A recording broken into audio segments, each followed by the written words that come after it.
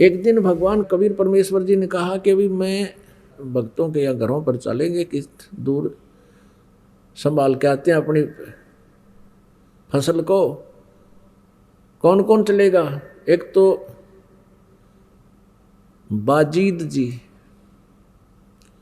और एक कमाल। कमाल कहने लगा, महाराज जी मैं तो आपके साथ अवश्य चलूंगा, आपकी सुविधाओं का सब ध्यान थोड़े रख सकते हैं।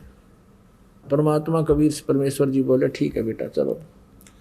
अब वो फरीद जी ना वो वाजिद जी जिसने राज त्याग दिया था, मुसलमान थे वह, और जंगल में जाकर बैठ गए थे। वहाँ भी परमात्मा उनको मिले थे बेटा। घर त्यागने से, राज त्यागने से और जंगल में कुटी बना लेने से परमात्मा प्राप्ति, अल्लाह प्राप्ति नहीं होगी। जब तक आपकी साधना ठीक ना होगी तब परमेश्वर ने उनको ज्ञान दिया था। उसके बाद वो मालिक के पास आ जाते थे, सच सुनते थे और फिर अपनी कुटिया में चले जाते थे। तो वो बाजिद जी और कमाल जी और परमेश्वर जी तीनों चल पड़े। उधर से सम्मन नेकी और उनका पुत्र सेऊ, जो 12-13 वर्ष की उम्र का था वो लड़का कह रहा था अपने माता पिता से कि माता कभी भगवान हमारे गुरुदेव अपने घर पर भी आ जाएंगे। अब माँ कह रही थी बेटा उनके तो लाखों शिष्य हो गए हैं, अब किस किस के घर जाएंगे, वो तो हमारे साथ ही रहते हैं, हमारे अंग संग रहते हैं बेटा, वो तो पल भी दूर नहीं होते। सेऊ कहता है माता आपकी बात सही है, लेकिन कुछ लड़के कह रहे थे, वहाँ हम खेलते हैं ना, कुछ कह रहे थे कि तुम्हारे गुरु तुम्हारे घर आते हैं कभी। तो मैंने उनसे यही कहा था कि हमारे गुरु जी के तो लाखों शिष्य हैं, किस किस के घर जाएंगे भैया, हमारे तो साथ ही रहते हैं। तो वो मुझे चिढ़ा रहे थे कि तुम्हारे गुरुजी तो राजाओं के घर जाते हैं, सिकंदर लोधी के घर जाते हैं, वीर सिंह बघेला काशी के नरेश के घर जाते, तुम्हारे घर कंगाल के कौन आएगा, ये गुरु लोग तो बड़े बड़े लोगों के पास ही जाते हैं। तब नेकी ने कहा बेटा ऐसा मन में भी मत लाना, हम अपने भगवान अपने गुरुदेव से परिचित हैं, उनको राजा और रंक एक समान है,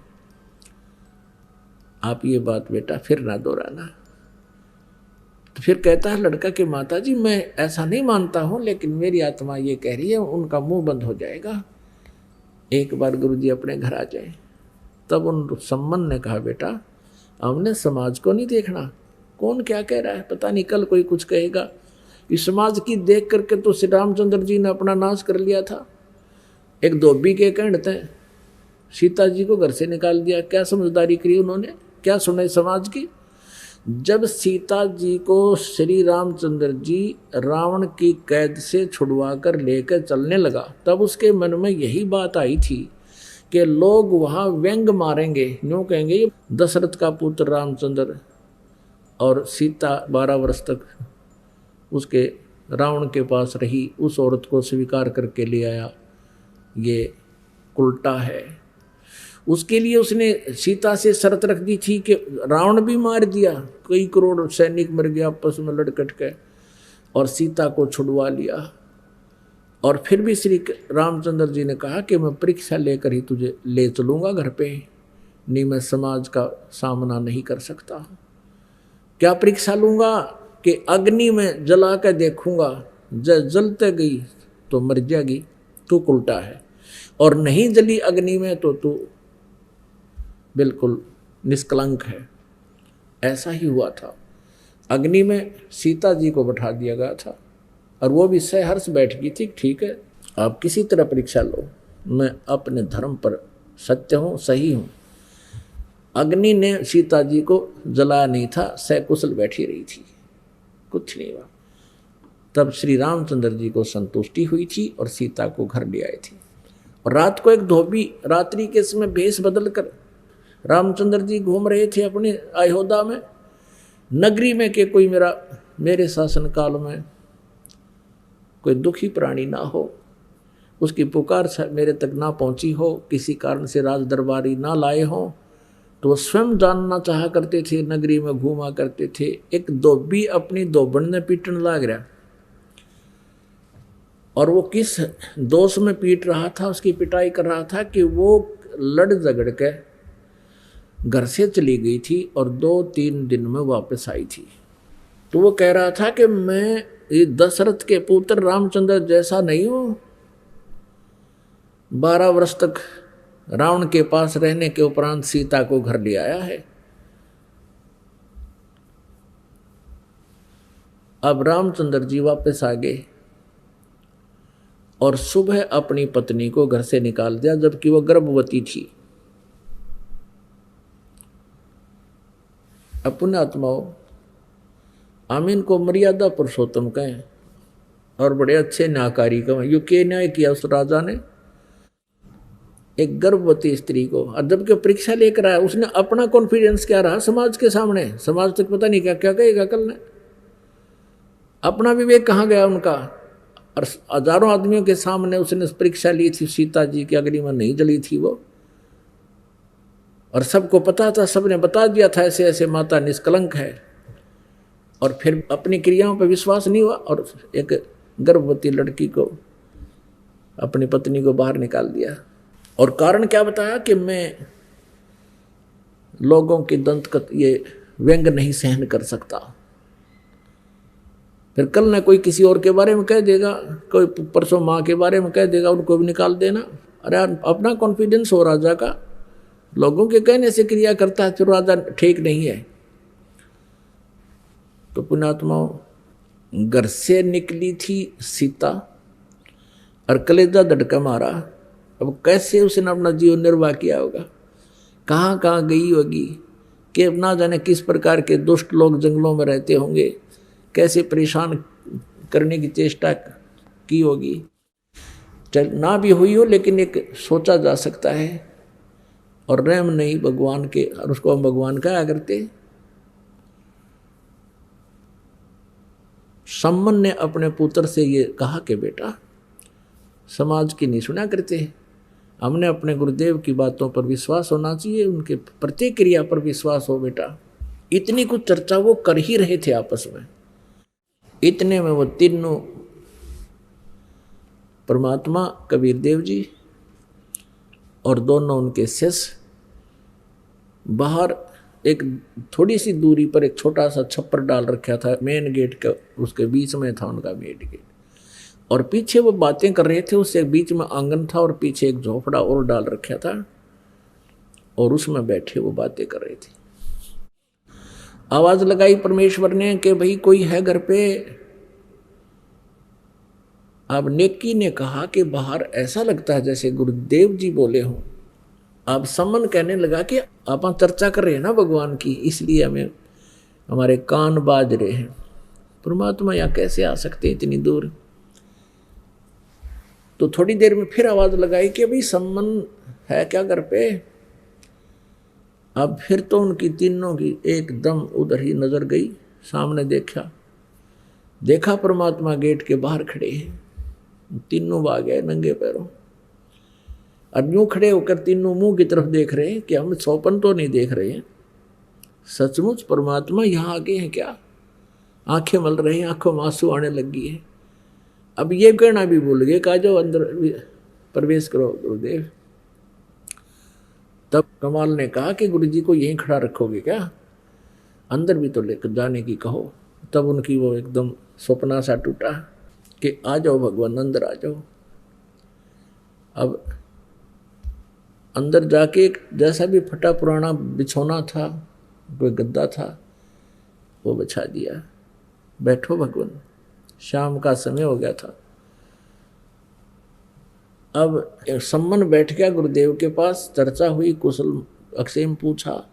हे भगवान बड़ी दया करी, हे मेरे दाता, हम तो अभी आपकी चर्चा कर रहे थे, आपका बच्चा ये सेव कह रहा था, आप तो अंतर्यामी हो, आपने इस बच्चे की पुकार सुन ली।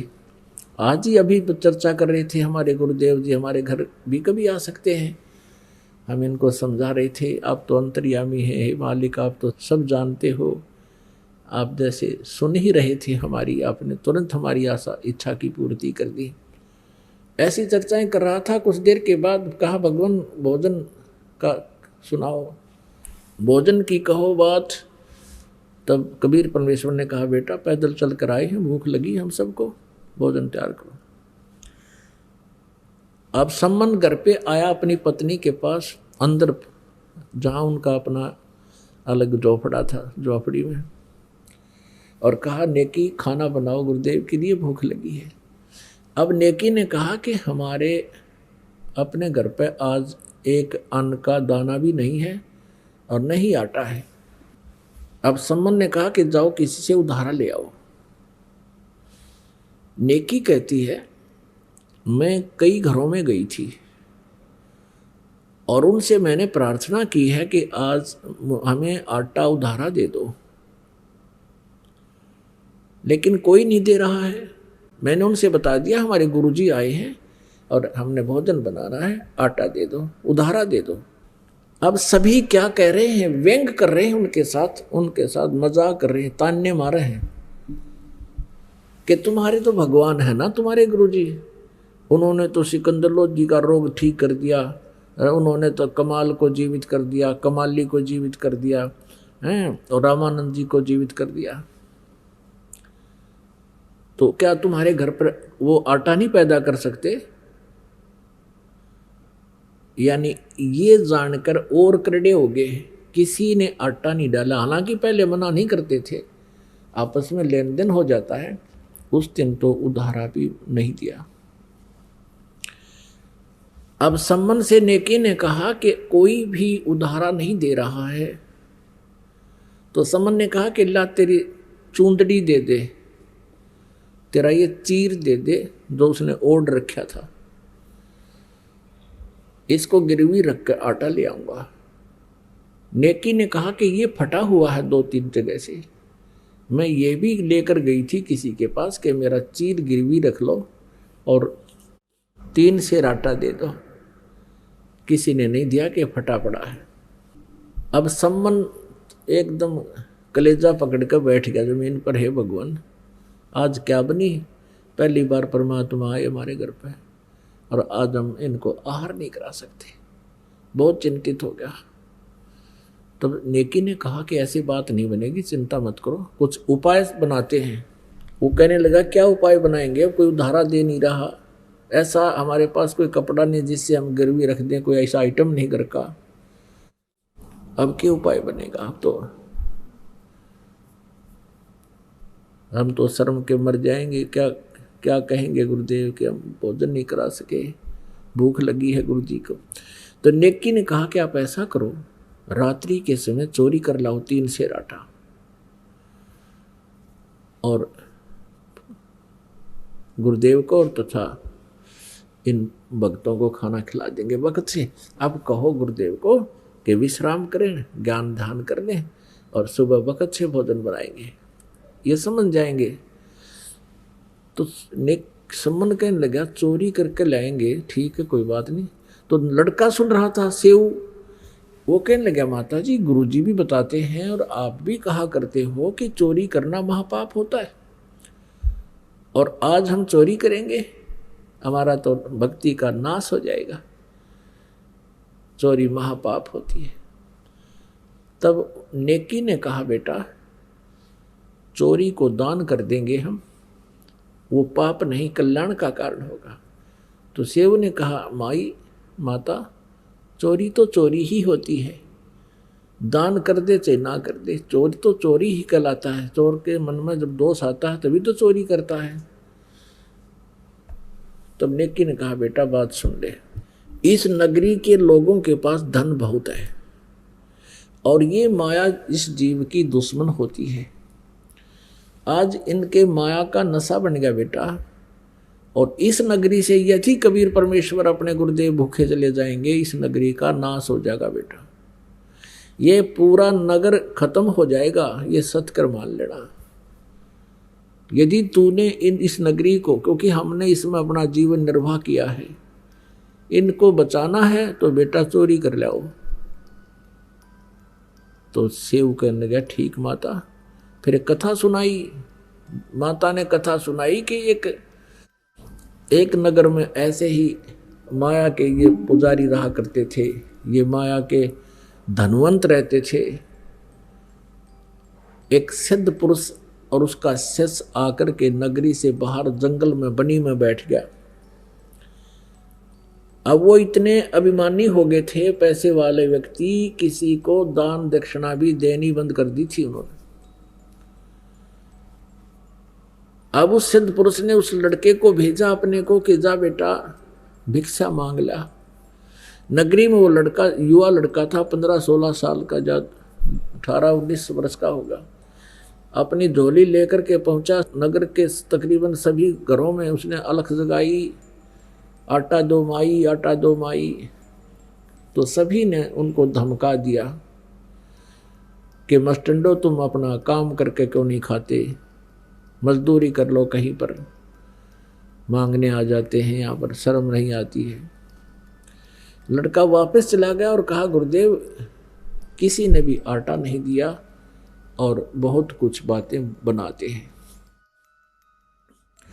अब वो सिद्ध पुरुष था, उसने कहा कि जा एक बार फिर जा बेटा। वो दोबारा फिर गया। ऐसे ही वो खाली आ रहा था। जब वो वापस आ रहा था, उसी नगर के बाहर की तरफ एक कुम्हार का घर था और उस कुम्हारी ने वो पहले दिन भी जाता देखा, खाली आता देखा। विधवा थी, उसका पति मर चुका था, 2-4 बच्चे थे उसके।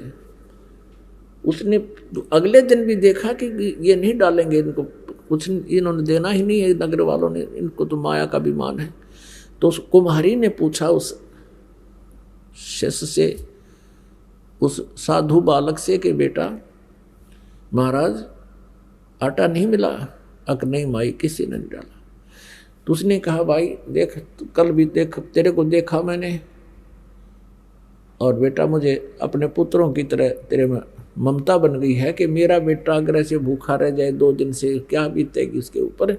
भाई मैं कुम्हारी हूँ, जात से कुम्हारी हूँ, और तू ये रोटी ले जा बनी बनाई,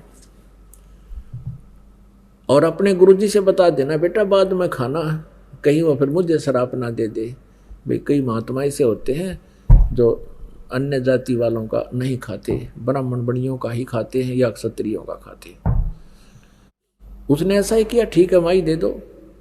अब उसने जाते अपने गुरुदेव से कहा कि गुरुदेव पूरी नगरी में घूमा, किसी ने आटा नहीं दिया, उल्ट सुलट बातें बना रहे हैं, बहुत भली बुरी कह रहे हैं आपके बारे में, मेरे बारे में।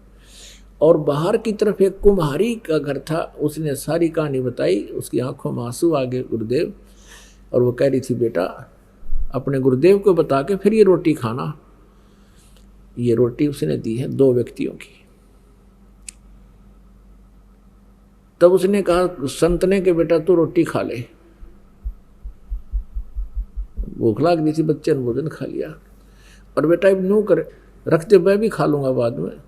और अब तू वापस जा, उस माई ने कह दे कि सूर्य अस्त होने से पहले पहले इस नगरी ने त्याग दे, और जहां भी तू पहुंच जाएगी सूर्यास्त से पहले पहले वहीं रुक जाना, तेरा वहीं बस जाएगी तो तेरा पूरा वंश चलेगा वहां पे। और उसको बता देना किसी से कहे नहीं ये बात जो हम बताने जा रहे हैं। रात्रि के समय ये नगर नहीं रहेगा, ये सारा खत्म होगा। अब लड़का वापस आया, उसने सोचा माई थी नौकूंगा तो घर छोड़ दे, तो यह भी नो सोचेगी अच्छी आपत मोल ली रोटी खुआ कर मेरा घर छूट गया। तो उसने सारी कहानी बताई कि माई हमारे गुरुजी बहुत पहुंचे हुए महापुरुष हैं और इस नगरी से बहुत दुखी हो गए हैं कि इनमें इतना अभिमान हो गया, ये राक्षस टाइप हो गए हैं, भगवान से भी नहीं डरते, और अतिथि को तो वैसे भी आहार करा दिया करते हैं, और ये इतनी बकवास कर रहे हैं। आज ये नगर माई रात ने खत्म हो जाएगा, और अब दिन के 12 बजे हैं, तू निकल जा फटाफट, अपने सारे सामान को लेकर चली जा, जहाँ सूर्य अस्त हो जाए, दिन छिप जाए तो वहीं रुक जाइए, तो वहीं बस जाएगी। आशीर्वाद है गुरु जी का। अब उस समय उसको पता होता था कि सचमुच साधु ने जो वचन काट दिया वो टला नहीं का। उसने तो उसी समय अपने बच्चों के साथ अपने गद्या पर सामान लाद दिया और चल पड़ी। सूर्यास्त जहाँ हुआ वहाँ रुकेगी। तो रात्रि के समय वो पूरा नगर उस संत ने नष्ट कर दिया कि इसे राक्षसों को तो एक के दिन खत्म कर दिया जाए तो अच्छा है। तो पूरा नगर खत्म हो गया। कहते वहाँ से फिर वो माई दूर जाकर बस की, फिर वहाँ लोग इकट्ठे हो गए, भी कैसे का उन्होंने सारी कहानी बता दी कैसे से। तो वहाँ लोगों ने इकट्ठा होकर उसको ज़मीन भी दे दी, उसके निर्वाह के लिए पैसे भी दे दिए, उस माई के ठाठम ठाठ कर दिए और उनका नाश कर दिया। तो धर्म तो दसके नहीं, दसके तीनों लोग, खैर आए तुम्हें खैर है कीजिए आत्म भोग। अब यह कथा सुनाई उस नेकी ने अपने पुत्र से उतर कि बेटा इस नगरी का न्यू नाश हो जाएगा, इसको बचाना है और परमात्मा को इन्हीं का अन्न खवाना पड़ेगा, नहीं तो बात बिगड़गी कति। ये तो अभिमानी हो रहे हैं, आसमान में चढ़ रहे हैं आजकल, सातवें आसमान पर घूम रहे हैं इनके दिमाग, और माया जीव का नाश होती है बेटा। तो शेव ने कहा माता फिर हम चोरी करेंगे। रात ने पिता पुत्र दोनों चोरी करने चल पड़े। एक सेठ की दुकान में, घर में सुराख बना लिया और सम्मन ने कहा बेटा तू बाहर रहना शेव से, और मैं अंदर से कुछ आटा चुरा के लाऊंगा, केवल 3 सेर, ज्यादा नहीं चुराएंगे, कुछ भी नहीं लेंगे। और अब शेव ने कहा पिताजी आप इस लाला जी की पहुंच यहाँ के राजा तक है, और आप पकड़े गए तो पिताजी आपको सूली तोड़ देंगे ये लोग, और मैं बालक हूँ, मैं पकड़ा भी गया तो मुझे बख्श देंगे। तब सम्मन ने कहा नहीं बेटा, अगर तेरे को फांसी दे दिया तो हम किस कारण जिएंगे। तब शेव नहीं माना कि नहीं पिताजी मैं बालक हूँ, मुझे मेरी क्षमा हो सकती है। ऐसे कहते कहते उस सुराख के अंदर से, सेंध के अंदर से, पाड़ ला रखी थी नो समझ लो, उसके अंदर से शेव घुस गया पणिये की दुकान में। सम्मन ने कहा बेटा 3 सेर से ज़्यादा नहीं लाना, अंदाजा सा 3 सेर ले आना, 3 किलो। अब शेव ने अंधेरे में आटा ढूंढा, अंदाजा सा अपना डाल के 3 बुक और चालन की तैयारी करी। इतने में खुड़का हो गया, आवाज होगी जोर की, एक तराजू पर पैर टिक गया, वो एकदम बहुत जोर का आवाज हुई तो बनिया वहीं सो रहा था, वो जाग गया लाला जी, और पकड़ के उसको पहले दीपक जलाया, फिर पहचान लिया, अच्छा तू तो सम्मन का है, सम्मन का, अरे भगतो चोरी करने लग गए, पकड़ लिया। तो सेव कहने लगा लाला जी शोर ना करे, 3 सेर आटा लिया है, हमारे घर गुरु जी आ रहे हैं, उनके लिए भोजन करवाना था। तो लाला जी कहने लगे अच्छा अच्छा, अरे चोरी तो वो करवा रहा तुम्हारा गुरु, वो चोरी करवाने आता है यहाँ पर, ठीक है आज राजा से पेश होकर कहेंगे ये आता है कि चोरी कराता है, ये तो अच्छे आदमी थे, चोरी करते ही नहीं थे। अब सम्मन भी सुना इस आवाज ने, सेव भी सुन गया। उन्होंने सोचा भाई जुल्म हो गया, गुरुदेव को आहार तक करा नहीं सके, अब ये सुबह गुरुदेव की बेइज्जती करेंगे ये लोग, राजा के पास पेश करेंगे और ना जाने के सजा दिवाएंगे। जब लाला जी ने उसको पकड़ना चाहा सेव को, उसने कपड़े में बांध रखा था और 3 सेर आटा उस सुराख में से बाहर फेंक दिया और कहा पिताजी मैं तो पकड़ लिया लाला जी ने, और आप ले जाओ इसको, गुरुदेव को भोजन करा के शीघ्र रवाना कर देना। अब सम्मन लेकर के उस आटे को घर पे आ गया। नेकी ने पूछा पुत्र कहाँ है, सारी कहानी बताई कि लाला जी ने पकड़ लिया और हो सकता है कल वो गुरुदेव को भी पकड़ के राजा के पास पेश करेंगे। और कह रहा था वो लाला जी कि चोरी तो इनके गुरु कराते हैं, ये तो ठीक आदमी थे, कभी चोरी करते नहीं थे, अपना मेहनत करके खाते थे, और कल राजा के पास जाकर के उसको इनके गुरु को सबक सिखाएंगे। नेकी कहने लगी तुम वापस जाओ और लड़के का सिर काट लिया, किसी तरह बकाबू को एक बाहर गर्दन निकाल ले, और चाहे इतने अंदर घुस के काटना पड़ा, उस बच्चे का सिर काट लिया, नहीं तो बात बिगड़ जाएगी, कल बच्चे को पहचान लेंगे और सारी बात बिगड़ेगी। अब सम्मन लेकर हाथ में करद इतनी लंबा चक्कू और पहुंच गया। उधर से सेऊ के मन में भी यही प्रेरणा थी, है भगवान मेरा पिताजी मेरा सिर काट ले जा किसी तरह। और लाला जी फिर डर जाएगा, कहीं जिक्र नहीं करेगा, कहीं नहीं बताएगा। अब सम्मन जब आया, सम्मन ने कहा कि बेटा सेऊ, दो बात जरूरी करनी है, एक आवश्यक बातें करनी है। एक बार तू सिर निकाल ले इस सुराख से बाहर, फिर तो हम नहीं मिल पाएंगे बेटा, तुझे पकड़ा देंगे ये पुलिस को, फिर पिता पुत्र को मिलने नहीं देंगे ये लोग। दो बात तेरे कान में बताऊंगा। उधर से सेऊ ने कहा लाला जी मेरा पिताजी आया हुआ बाहर, कोई जरूरी काम बताना चाहता है, एक बार मुझे छोड़ दो। सेठ बोला तू भाग जाएगा, ऐसे कैसे छोड़ दो, तू भाग जाएगा। उसने कहा नहीं भागूंगा मैं, आखिर नहीं कोई विश्वास नहीं। अब सेऊ ने कहा कि आप मेरे पैर का रस्सा बांध दो, इतना लूज कर दो, इतना ढीला छोड़ दो कि मैं केवल गर्दन बाहर निकाल लूं, बिल्कुल फ्री ना करो। अब लाला जी ने सोचा भाई के हो गया, 3 शेर चूने तो ले गए हैं बेचारे, ढीला बांध दिया, रस्सा थाम के बांध रखा था और कर दिया ढीला, ले बतला ले। उन्हें सिर बाहर निकाला, जब बाहर सिर निकाल लिया तो सेऊ बाट इंतजार कर रहा है कि पिताजी कोई बात कहे, लेकिन बाप था हाथ पीछे का पीछे रह गया, वो कर्द छुपा रखी थी, तलवार छुपा रखी थी। तब उस लड़के ने कहा 12-13 वर्ष के बच्चे ने कि पिताजी मेरी गर्दन काट ले जाओ, यदि आप मेरे बाप हो तो मेरी गर्दन काट ले जाओ। इतना कहते ही सम्मन में भी करंट सा आ गया और बेटे की गर्दन काट के शीश न ठा ले गया। नेकी बोली इसको ताक में रख दे, यानी अलमारी के एक हिस्से में, और फिर कहा कि अब तू फिर वापस जा। नेकी बोली तू वापस जा, लाला जी उस बच्चे के शरीर को अपने घर नहीं रखेगा कि तो बाहर फेंका होगा, वो इस डर से कि कहीं तेरे ऊपर कत्ल का केस ना लगा दें ये। अब लाला जी ने देखा कि तो लड़के की हत्या होगी, तेरा नाम मंडा जाएगा, तू मर गया। उसने बच्चे का पकड़ी बाजू और घसीट ले गया रात में।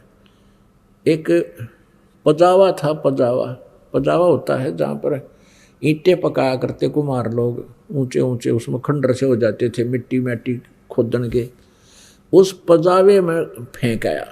और उधर से जल्दी वापस आकर के लाला जी ने अपना जो सुराख रखा था चोरी करने के लिए वो निशान भी मिटा दिया।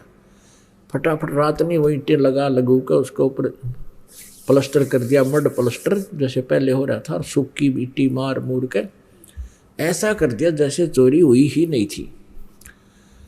अब सम्मन जब वहाँ पहुँचा वापस, देखा लड़के के जो घसीट कर ले गया था शव को, वो चिन्ह उन निशानों के साथ साथ जहाँ भी वो लड़का का धड़ पड़ा था उठा लाया और अपने घर पर कमरे में रख दिया।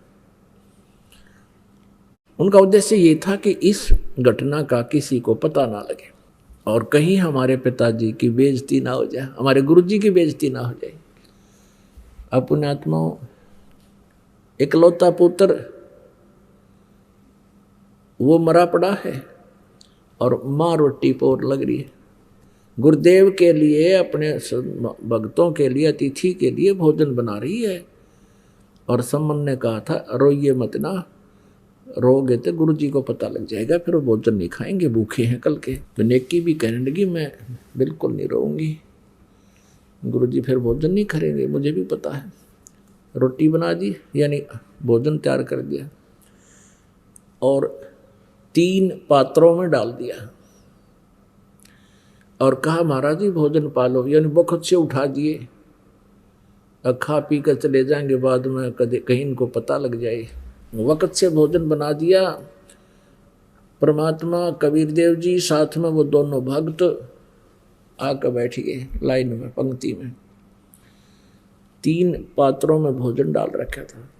तब परमेश्वर ने कहा बेटा इनको 6 पात्रों में कर दो, 3 तुम हो 3 हम हैं,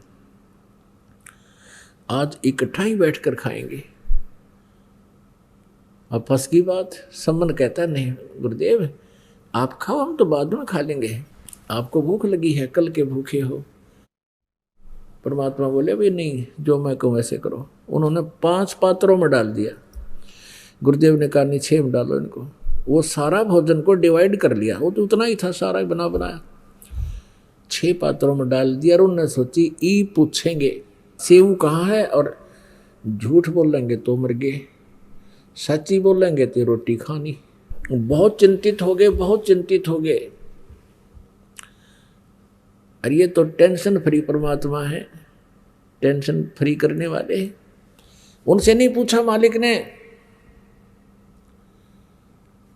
कहा कि आओ सेव जी मिलो, ये प्रसाद प्रेम और सिर कटते हैं चोरों के साधों के नित सेम। कहते हैं सेऊ धड़ पे शीश चढ़ा और आ बैठा पंगत माही, और नहीं निशानी गर्दन कयू ओ सेऊ अकनाही। बोलो सतगुरुदेव, बंदी छोड़ कबीर परमेश्वर जी की जय।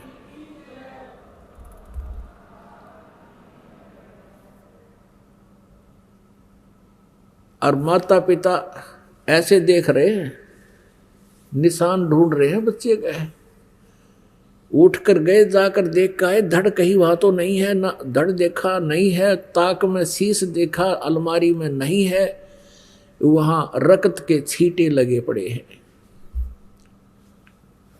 तो पुण्यात्माओं केवल एक लक्षण से, केवल एक लक्षण से भगवान की पहचान नहीं होती। अब हमने सिर्फ श्री कृष्ण जी को एक चमत्कार से के मोरध्वज राजा के पुत्र ताम्रध्वज को आरे से 2 फाड़ खवा के मृत हो गया था, उसको जीवित कर दिया। हमने उसको परमात्मा की संज्ञा में ले लिया और आज तक गुणगान किए जा रहे। और ये परमात्मा का इतिहास, उनकी जीवन लीलाएं में भरी पड़ी हैं, इनको क्यों नहीं हमने स्वीकारा? क्योंकि परमात्मा से परिचित नहीं था कोई। जो महापुरुष परमात्मा से परिचित हुए उनकी भी किसी ने नहीं मानी, जिस कारण से अभी तक ये परमात्मा हम तक परिचित नहीं हुआ और हम इनको पहचान नहीं सके, जिस कारण से हम भटक रहे हैं। अपनात्मा दूसरा लक्षण भगवान का क्या बताया है कि जैसे भगवान निर्धन को धनवान बना दे, रंक को राजा बना दे, इसके लिए श्री कृष्ण जी को किस लिए हमने भगवान माना था कि विपर सुदामा का एक मकान बना दिया था। अपनात्मा ब्राह्मण हो तो सुदामा जैसा हो। सुदामा जी और श्री कृष्ण जी ये क्लास फेलो थे, सहपाठी थे। कर्मानुसार श्री कृष्ण जी द्वारका के राजा बन गए और विपर गरीब था, इतना गरीब था कि उसको कभी कभी तो बच्चे भूखे सो जाते थे। और वो अपनी पत्नी को बताया करते थे सुदामा जी कि मेरे जो द्वारका के जो राजा हैं श्री कृष्ण, वो मेरे सहपाठी थे, क्लास फेलो थे, बहुत ही अच्छे हैं, बहुत ही अच्छे हैं, मेरी बहुत श्रद्धा करते थे, ब्राह्मण होने के नाते मुझे पूज्य समझते थे, हम सहपाठी होते हुए, हम उम्र होते हुए मेरा इतना आदर करते थे। अब सुदामा की पत्नी ने कहा कि फिर आप जाओ राजा से कुछ मांग लाओ, हम बहुत दुखी हो गए हैं टोटे में। अब सुदामा जी कहा करते थे ब्राह्मण का काम मांगने का नहीं होता है, जो मांगे सो बढ़ुआ कहिए दर दर फिरे अज्ञानी, और जोगी जोग संपूर्ण जिसका मांगना पीवा पानी। ब्राह्मण का काम मांगने का नहीं होता। हम अपनी कथा कहानी कह करके बेशक थोड़ी बहुत दक्षिणा ले सकते हैं, मांगेंगे नहीं, कोई अपनी सब इच्छा से दे तो सुदामा जी भ्रमित नहीं किया करते थे जनता को। सत्य कथा जितना उनको ज्ञान था उतना ही बताते थे। तो जनता का एक स्वभाव है कि जब तक उनको कोई पाखंड ज़्यादा ना दिखावे उसके साथ नहीं लगते। तो सुदामा जी की स्थिति घनी गिर गई, बिल्कुल बहुत बुरा हाल हो गया। पत्नी के बहुत बार कहने के उपरांत सुदामा जी ने सोचा या रोज लड़े हैं, चल आज एक चक्कर लगा आता हूँ।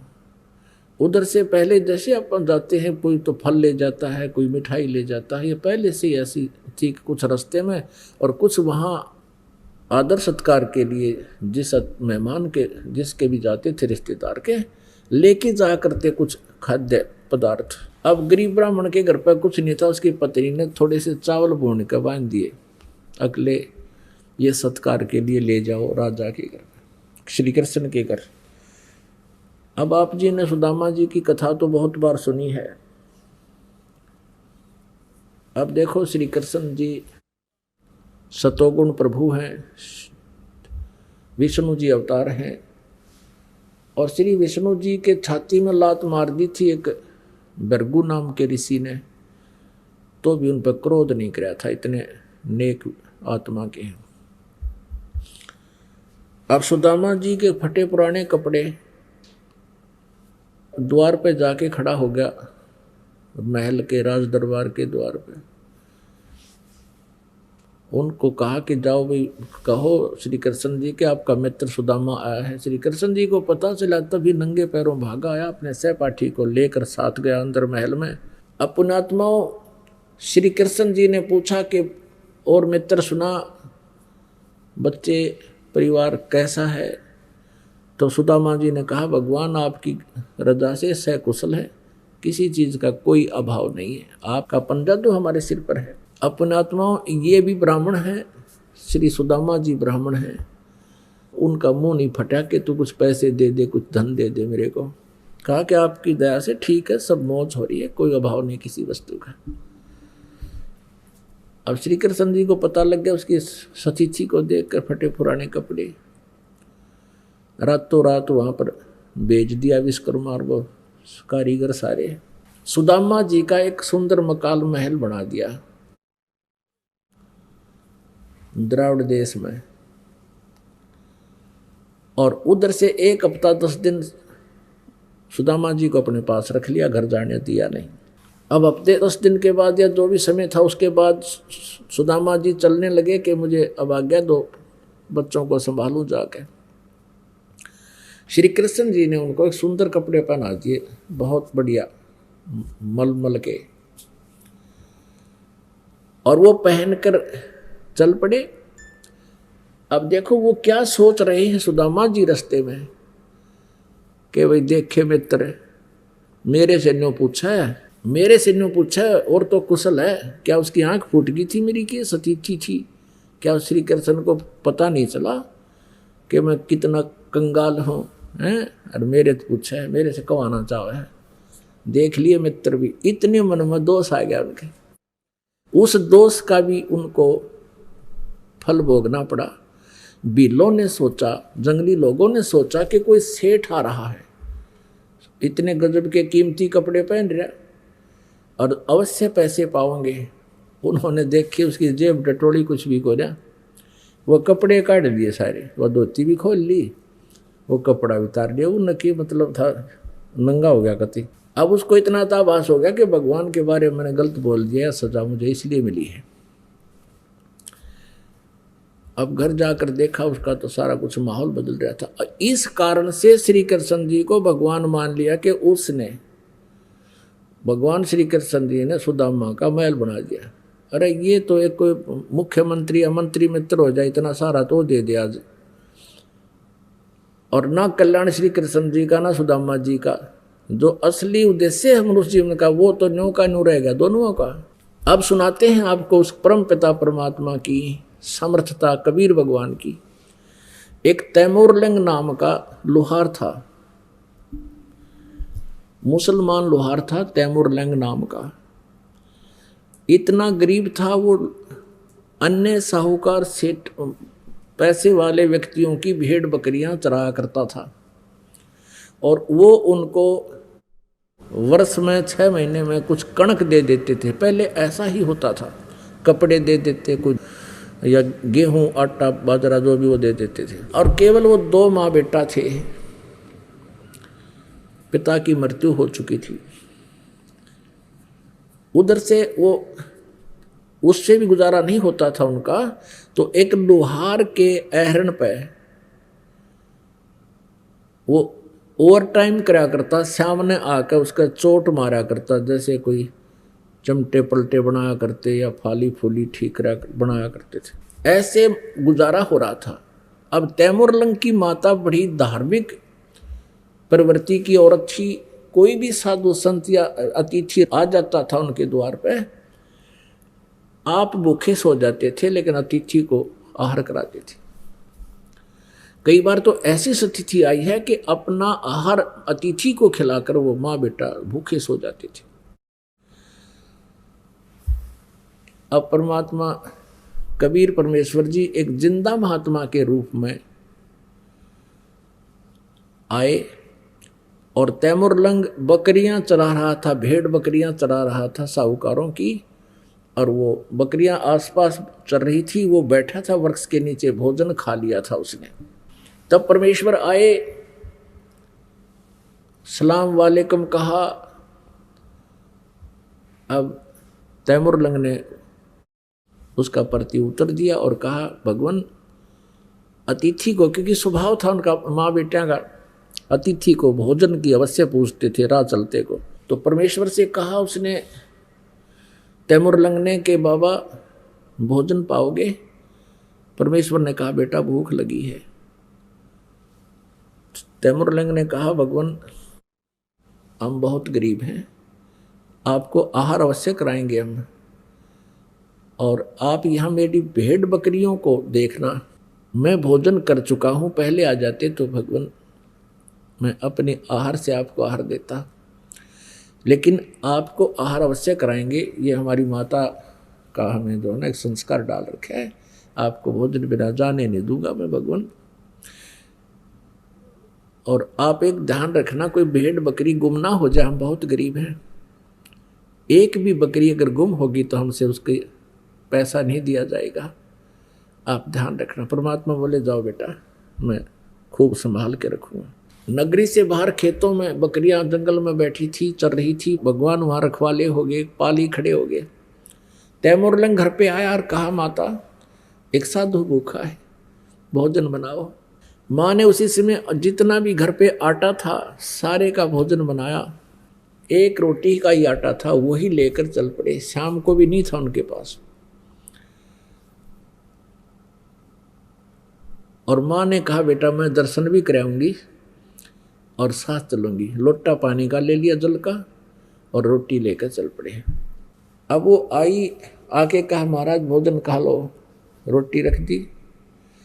अब परमात्मा खाना खाने लगे।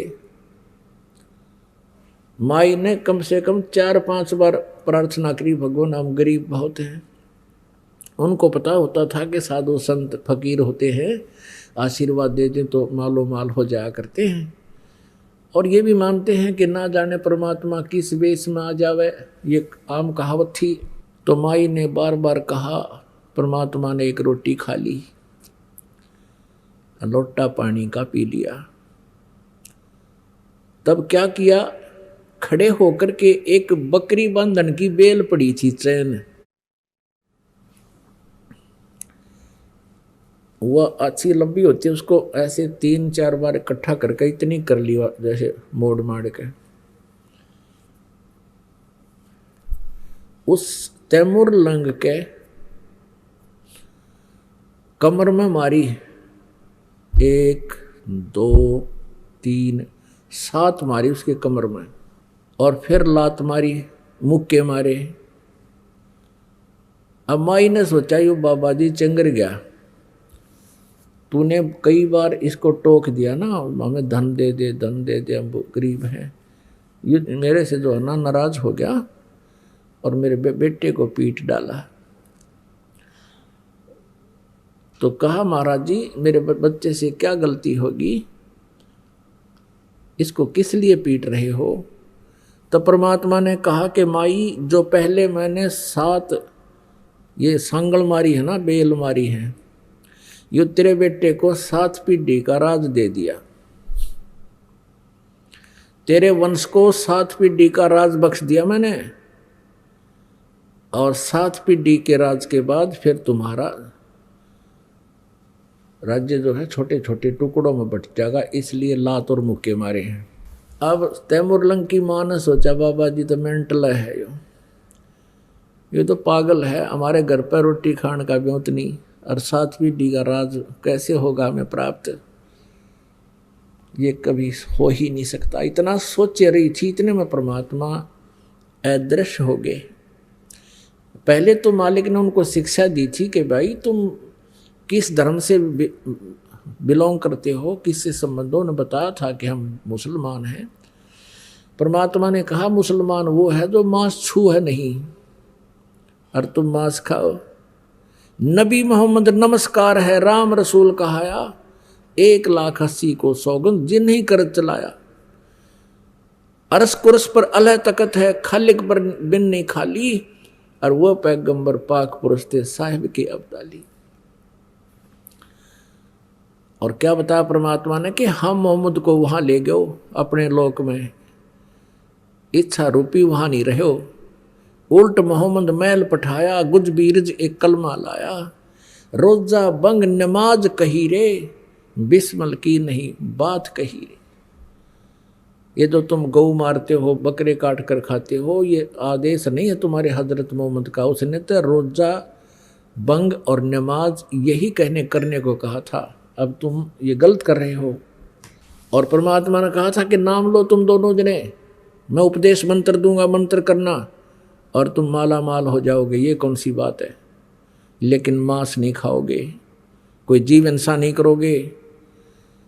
अब उन्होंने सोची भाई किसी तरह हमारा गुजारा हो जाए, और ये सारी यहाँ भर ली थी, नाम ले लिया था, तो परमात्मा ने रोटी खाई थी, और खाना खा कर फिर मारी उसका लात और गुस्से सांकड़। फिर महाराज ने, परमात्मा ने कहा कि तेरे बेटे को 7 पीढ़ी का राज दे दिया। अब वो बुढ़िया का गले नहीं उतरे, क्या सारी झूठ बोल रहे थे।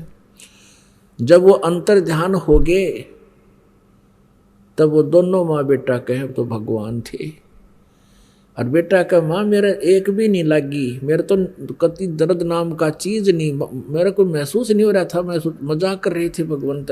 दोनों रो माँ बेटा कि हमने तो गलत बोल दिया, ये तो भगवान थे, अल्लाह की जात थे, कोई फरिश्ता थे। क्योंकि हम अल्लाह मानते नहीं ना, वो कहते भगवान आकार में आता ही नहीं। जैसी भी उनकी ओड़ी बोड़ी सोच थी, उस आधार से अपना संतुष्ट हुए, माँ घर न आएगी। अब क्या हुआ, कुछ दिन के बाद रात्रि में स्वप्न आया तैमूरलंग को, परमात्मा वही जिंदा रूप में दिखाई दी और कहा बेटा जिस अहरण पर शाम के समय जो तू सेवा करता है जिस लोहार के घर पे, अच्छा उस दिन उस तैमूरलंग जब चोटें मार रहा था अहरण के ऊपर गणते लोहे को सीधा कर रहा था लोहार, तो अहरण के पास चींटियों का बिल था, थोड़ी सी दूरी पे 5-4 फुट की दूरी पे, और उसमें से इतनी चींटियां निकलाई बहुत गनी, आसपास में काली जमीन होगी। और वो क्या सोच रहा था कि या अल्लाह तेरी लीला तू ही जाने, एक सींग जितने बिल में ये करोड़ों चींटियां कैसे समा रही हैं। वो काफी प्रभावित सा हुआ उस दृश्य से। तो रात्रि के समय परमेश्वर जब आए उसी रूप में, जिंदा वाले रूप में, स्वप्न में उसको कहा बेटा तैमूरलंग, जहाँ तूने आज शाम को चींटियां देखी थी, वो बिल देखा था, वहाँ बहुत सारा खजाना है, उस अहरण को तू मोल ले ले, अहरण के स्थान को।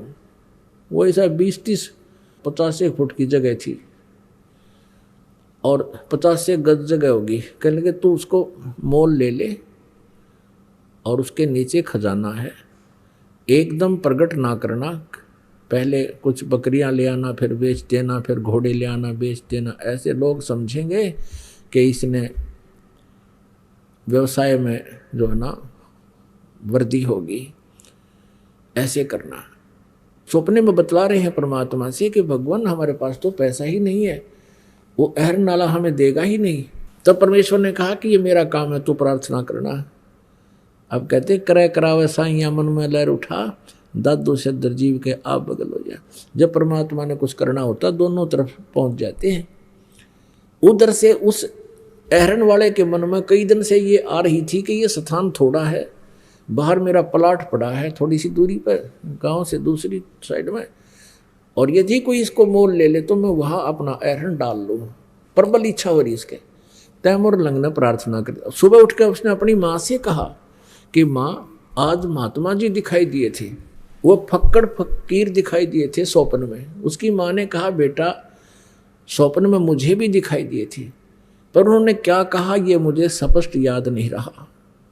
वो कुछ बोल रहे थे पर मैं भूल गई सब। तैमूर लंग ने कहा माँ मेरे सब याद है, ऐसे ऐसे कहा था। अब माता जी ने कहा ठीक से बेटा देख ले कोशिश करके। अब जो ही शाम के समय उसने जा करके अहरन के मालिक से कहा कि भाई मैं भी गरीब आदमी हूँ, आप मुझे ये अहरन दे दो, कुछ 1 वर्ष के लिए उधार दे दो, मैं फिर पैसे दे दूंगा आपके, मुझे ये मैं भी अपना कोई गुजारा कर दूं छोटा मोटा काम करके। तो कहने लगा भाई मेरा फिर तुम कब पैसे दोगे, कब दोगे इसका? कहने 1 वर्ष में दे दूंगा मैं। तो उसने कहा 1 वर्ष तक, जैसा भी समय रखा 6 महीने 1 वर्ष का, कि नहीं दिया तो फिर देख ले मैं वापस ले लूँगा, अखा बेसिक वापस ले लेना। 2-4 दिन के अंदर उसने अपना वहाँ से सारा ले गया, अहरन भी छोड़ दिया वहीं पर। वो पुराना सा हो रहा था वो, और उसने अपना नया साजबाज जोड़ लिया दूसरे प्लाट में। माँ बेटा ने दोनों ने उसके चारों तरफ एक कच्ची दीवार बना ली, 3-3, 4-4 फुट की, 5-5, 6-6 फुट की, और देखा खोद गए उसमें सचमुच खजाना, हीरे पन्ने जवाहरात सोने की मोहरें मिली। अब उसने उसी तरह शुरू कर दिया। पहले घोड़े भेड़ बकरी लाया, वो बेच दी महंगी सस्ती जैसी, फिर घोड़े खरीद के लाया, वो बेच दिए, महंगे बिके थे सस्ते। तो आम जनता को तो न्यू होगी भाई तैमूर लंग का हाथ पकड़ लिया भगवान ने, इसको व्यापार में व्यवसाय में बहुत बेनिफिट होने लग गया। अच्छा बढ़िया अपना मकान बना लिया, अहरन को भी पक्का सा कर लिया। अब पहले वो जब पाली जाता था, बकरियों का पाली गया हुआ था बाहर, उसने क्या देखा कि उस नगरी के राजा के नौकर खेतों से चारा लेकर आ रही थी एक लड़की, युवा लड़की नगर की, उसको जबरदस्ती उठाने की चेष्टा कर रहे थे। वो राजा बहुत ऐसाई था, बड़ा निकम्मा था, ऐसे बहन बेटियों को उठा ले जाता था, किसी की हिम्मत नहीं पड़ती थी उसका कोई विरोध कर सके। अब उस लड़की ने आवाज़ लगाई, रे तैमूर लंग मेरी रक्षा करना भाई, मेरी रक्षा करना। अब तैमूर लंग ने देखा भी कौन छेड़ रहा किसी बेटी को। अब ये सूरवीर होते हैं जो, वो नहीं रुक सकते किसी पर अत्याचार, देख नहीं सकते। अब पाड़ी दौड़ा तो लठ हो से एक, उसके पास तो लठ था, उठा लिया और भाग लिया ताबड़तोड़। और वो 5-6 जने थे राजा के सैनिक, वो उठा करके उसको घोड़े पर डालने लग रहे थे। उसने जाते उनका मट्टा मट लठ मारे, सारे का कट्टा कट मारे। फिर उन्होंने, वो कई जने थे, वो अकेला था, वो पीट दिया बहुत ज़्यादा, यानी मर्द करके डाल दिया, मार दिया इसको। लड़की को ले गए थे वह। जिसमें वो होश में आया उसको पता चला कि जुल्म हो गया भाई, तो उसके मन में ये आया कि मैं, हे भगवान, हे अल्लाह, मैं राजा बनूं और इस राजा को सबक सिखाऊं। उसके बाद जबरदस्त खटक लग गई थी, चसक लगी अंदर कसक। लेकिन गरीब आदमी तो कुछ भी सोचता रहे कैसे पार पड़े थी, पर जब उसके पास ये धन हो गया, उसका फेरवा अंगड़ाई टूटी, क्यों आशीर्वाद परमात्मा का। उसके वही एक टारगेट फिट हो गया कि मैं इस राजा के राज्य को प्राप्त करूँगा। उसने जंगल में, बहुत गहरे जंगल में जाकर एक अहरन डाल लिया, और अहरन ले गया पाड़ का अपना करता है। और उधर से गांव के नगर के युवा बच्चों से कहा कि भी ऐसे ऐसे देखो, ये राजा जो है बड़ा निकम्मा है, अपने गांव की आसपास के इलाके की बहन बेटियों की इज्जत लूटता है, इसने कूटांगे। सारे हो लिए तैयार, ठीक सब भाई। अब बालक हो है, युवा बालक, यंग ब्लड, उसने उनको समझा दिया भाई इसके लिए तलवार बनावांगे और सेना बनावांगे और सबको 1-1 रुपया महीने का दिया करूँगा तुम्हारे को, अपने रिश्तेदारों को और सबको बुला लो, जवान जवान बच्चों को, और बताओ नहीं किसी को, और कोई पूछा तो कह देना कि हम फौज में भर्ती हो गए। तो उन्होंने ऐसा ही किया, हजारों की संख्या में सेना तैयार कर ली, तलवार बना ली, लोहार थाए, डाल बना ली, और भी सहयोग कर लिया। कई बच्चों ने लोहार क्या ना, कहने का भाव ये है, घोड़े ले लिए, तलवार ले ली, धन हो गया था उसके पास। सुबह सुबह बकत से राजा का किला घेर लिया जाकर। राजा ने कहा अपने मंत्रियों से कि भी किसने आक्रमण कर दिया। अब देखा थोड़ा बहुत सुबह सुबह थोड़ा सा सूर्य उदय होने ही वाला था। मंत्रियों ने कहा जी ना जाने कितनी सेना है, चारों तरफ से हमें घेर लिया है और सेना का कोई अंत नहीं है, कई हजार नजर आ रहे हैं और अब और कोई विकल्प नहीं है, सरेंडर करना पड़ेगा। उसने आवाज लगा दी कि या तो हथियार डाल दे, सरेंडर कर दे, नहीं तेरे को खत्म कर देंगे। राजा ने कहा भाई ठीक, देखा खड़ा होकर सचमुच जहां तक देखो सेना सेना दिखे, परमात्मा ने 1000 के 20,000 दिखाई दिए। उस राजा ने तुरंत सरेंडर कर दिया। अब वो पकड़ दिया राजा, उसकी सारी सेना को काबू कर लिया। लेकिन उस समय उसमें दया थी शेष, परमात्मा का आदेश था, उसका याद थी। उस राजा को उसने मारा नहीं और कहा तू जा चला जा कि तो और अपना कर रोटी खा ले। वो छोड़ दिया, मारा नहीं, लेकिन उसके शासन राज्य पर कब्जा कर लिया। इसी प्रकार फिर दूसरे राजा को कह दिया, संदेशा भिजवा दिया कि या तो सरेंडर कर ले और न युद्ध के लिए तैयार हो जा। उनको पता लग गया भाई जब ईसा पहले वाला जो राजा था वो बहुत शक्तिशाली था उन औरों की दृष्टि में। जब उसी ने सरेंडर कर लिया तो सभी ने कहा कि हम युद्ध नहीं करते, आप हमारा राज्य प्राप्त कर लो। तो उसने उसका भी राज्य प्राप्त कर लिया। कहने का भाव ये है, तैमूर लंग दिल्ली पहुंच गया। तैमूर लंग वहां से सेना लेकर के दिल्ली तक आ गया। दिल्ली के राजा को भगाकर उसको पराजित करके वहां अपना एक नौकर, जैसे वायसराय छोड़ देते थे पहले, ऐसे एक जो है सबॉर्डिनेट बैठा दिया वहाँ पर, उसको राज्य दे दिया वहाँ का कि तू 1 साल में मुझे इतना इतना इसका टैक्स देगा। और वो अंतर्गत रहा, अधीन था उसी के तैमूरलंग। अपनात्माओं तैमूरलंग से लेकर औरंगजेब तक 7 पीढ़ी यानी 7 पीढ़ी ने राज्य किया। औरंगजेब के बाद दिल्ली का जो राज्य था वो छोटे छोटे टुकड़ों में बट गया था। परमात्मा ने एक रोटी खा के तैमूरलंग को 7 पीढ़ी का राज दे दिया। अब यूँ तैमूरलंग बकवादा में पड़ गया, भगवान भूल गया, घनी माया होगी थी। फिर परमात्मा मिले इसको, एक दिन शिकार में गया हुआ था ये, और इसको एक चमत्कार किया इसके साथ और इससे पूछा कि तू 2 कौड़ी का आदमी, राज भूल गया भगवान को। उसके बाद तैमूरलंग परमात्मा से क्षमा याचना की, नए सिरे से उपदेश लिया, फिर अपनी भक्ति अधिकारी बना। और अब कहते हैं जब देखो परमेश्वर कबीर देव जी ने 1 रोटी तैमूरलंग को दी नी, ताते 7 बादशाही ली नी। 1 रोटी खाकर 7 पीढ़ी का राज दे दिया। और श्री कृष्ण जी ने 1 मुट्ठी चावल खा कर केवल 1 मकान बनाया था सुदामा जी का। अपनात्माओं गीता जी अध्याय नंबर 2 के श्लोक नंबर 46 में कहा कि अर्जुन,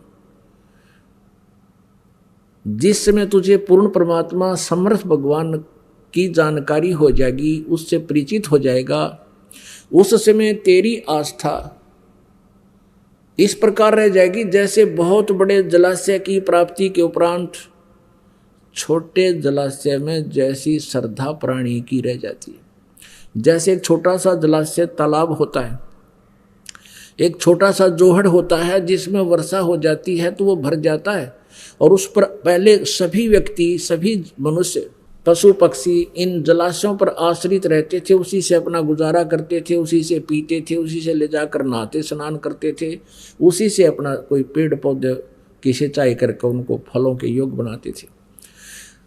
और कहते हैं उन व्यक्तियों को जो उस छोटे तालाब पर जलाशय पर आश्रित हैं, यदि उसमें एक वर्ष वर्षा ना हो तो वो सूख जाए और उसके आश्रित भी पीड़ित हों, उसके आश्रित भी मृत्यु को प्राप्त हो जाएं, प्यास से मर जाएं। और उन व्यक्तियों को कोई बहुत बड़ा जलाशय यानी बहुत बड़ी झील जिसमें 10 वर्ष वर्षा ना हो तो भी जल समाप्त ना हो, और उनको वो झील मिल जाए, उसका पता लग जाए जलाशय का, फिर उन व्यक्तियों की श्रद्धा जैसी उन छोटे तालाबों में रह जाएगी। अब अंडरस्टूड है पुण्यात्मा, जिस व्यक्ति ने वो जलाशय मिल गया उस समय में तो तुरंत वहां से अपना ठाक गुदड़ और वहां पहुंच जाएंगे उस झील के किनारे पर। कोई ना रस जोड़ के ऊपर एक वर्ष वर्षा ना हो तो भी सूख कर आश्रित भी मरे। कहने का भाव ये है कि उन तालाबों का जल बुरा नहीं था, वो छोटे जलाशय बुरे नहीं थे, लेकिन पर्याप्त नहीं थे। इसी प्रकार ये ब्रह्मा विष्णु महेश, रजगुण ब्रह्मा, सतगुण विष्णु, तमगुण शिव जी और इनके पिता ये ब्रह्म, इनको हम बुरा नहीं कह सकते कि इनमें कोई शक्ति नहीं, लेकिन इनकी क्षमता से हम परिचित हो गए, इनके सामर्थ्य से हम परिचित हो गए कि ये हमें कितना सुख दे सकते हैं। ये हमारे कर्म में परिवर्तन नहीं कर सकते, हमारे भाग्य में जो भी दुख है तो दुख ही देंगे, ये अपनी तरफ से कोई परिवर्तन नहीं कर सकते, इनकी इतनी सामर्थ्य नहीं है, ये प्रारब्ध में परिवर्तन नहीं कर सकते। और समर्थ परमात्मा, पूर्ण परमात्मा, कबीर देव जी कहते मासा घटे न तिल बधे, विद ना लिखे जो लेख, सच्चा सतगुरु मेट कर ऊपर मारे मेखो। समर्थ का शरणाग हो रंग होरी हो, कबू न हो ए काज राम रंग होरी हो। बोलो सतगुरुदेव।